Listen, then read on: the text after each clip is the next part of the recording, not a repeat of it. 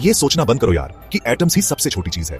हम अक्सर सोचते हैं कि एटम्स ही सबसे छोटे बिल्डिंग ब्लॉक्स हैं, लेकिन असल में ये तो बस शुरुआत है। चलो इस अद्भुत यात्रा पर निकलते हैं और देखते हैं कि एटम्स के अंदर क्या छुपा है। चलो और भी छोटा होते हैं, क्वार्क्स और स्ट्रिंग्स तक पहुंचते हैं। जब हम एटम्स के अंदर झांकते हैं तो हमें प्रोटॉन, न्यूट्रॉन और इलेक्ट्रॉन मिलते हैं। लेकिन क्या आप जानते हैं कि इनसे भी छोटे पार्टिकल्स होते हैं? एटम्स तो काफी छोटे होते हैं, है ना? लेकिन इन एटम्स के अंदर भी एक पूरी दुनिया बसी हुई है। ये दुनिया इतनी छोटी है कि इसे देखने के लिए हमें बहुत ही शक्तिशाली माइक्रोस्कोप्स की जरूरत होती है। पर क्या हो अगर मैं तुम्हें बताऊं कि उनके अंदर भी कुछ और छोटा सा छुपा है? तो मिलो क्वार्क्स से। क्वार्क्स वो छोटे छोटे पार्टिकल्स हैं जो प्रोटॉन और न्यूट्रॉन के अंदर होते हैं। ये इतने छोटे होते हैं कि इन्हें सीधे देख पाना भी मुश्किल है। एटम्स बनते हैं प्रोटॉन्स और न्यूट्रॉन्स से, और ये प्रोटॉन्स और न्यूट्रॉन्स बनते हैं क्वार्क्स से। क्वार्क्स को समझना बहुत ही फैसिनेटिंग है, क्योंकि ये हमारे यूनिवर्स के सबसे बुनियादी बिल्डिंग ब्लॉक्स हैं।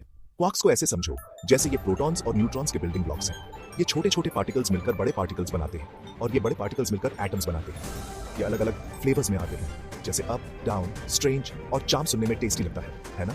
हर फ्लेवर का क्वार्क अलग अलग प्रॉपर्टीज रखता है, और ये मिलकर अलग अलग प्रकार के पार्टिकल्स बनाते हैं। पॉज, चक्र। लेकिन रुको जरा, कहानी और भी क्रेजियर होने वाली है।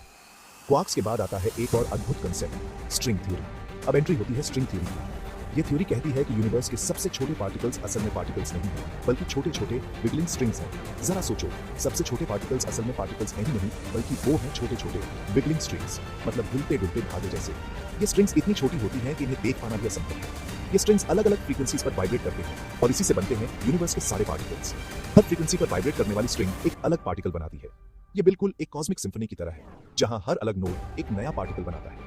जैसे एक ऑर्केस्ट्रा में अलग अलग इंस्ट्रूमेंट्स मिलकर एक सुंदर धुन बनाते हैं, वैसे ही ये स्ट्रिंग्स मिलकर हमारे यूनिवर्स को बनाते हैं। तो अगली बार जब तुम एटम्स के बारे में सोचो ना, तो याद रखना कि वो तो बस शुरुआत है। एटम्स के अंदर की दुनिया बहुत ही कॉम्प्लेक्स और फैसिनेटिंग है, और गहरे में जाओ तो मिलेंगे क्वार्क्स। क्वार्क्स के अंदर की दुनिया भी बहुत ही अद्भुत है। ये छोटे छोटे पार्टिकल्स मिलकर हमारे यूनिवर्स की बुनियाद रखते हैं, और उससे भी गहरे में स्ट्रिंग्स की दुनिया और भी रहस्यमयी है। ये छोटे छोटे धागे हमारे यूनिवर्स के हर पार्टिकल को बनाते हैं। क्या क्वार्क्स ही आते हैं, या फिर एक स्ट्रिंग के अंदर भी पूरा यूनिवर्स फंसा है? ये सवाल हमें सोचने पर मजबूर कर देता है कि हमारे यूनिवर्स की असली नेचर क्या है। ऐसे ही और माइंड ब्लोइंग साइंस के लिए फॉलो करो, हमारे साथ जुड़े रहो, और यूनिवर्स के इन अद्भुत रहस्यों को और भी गहराई से जानो।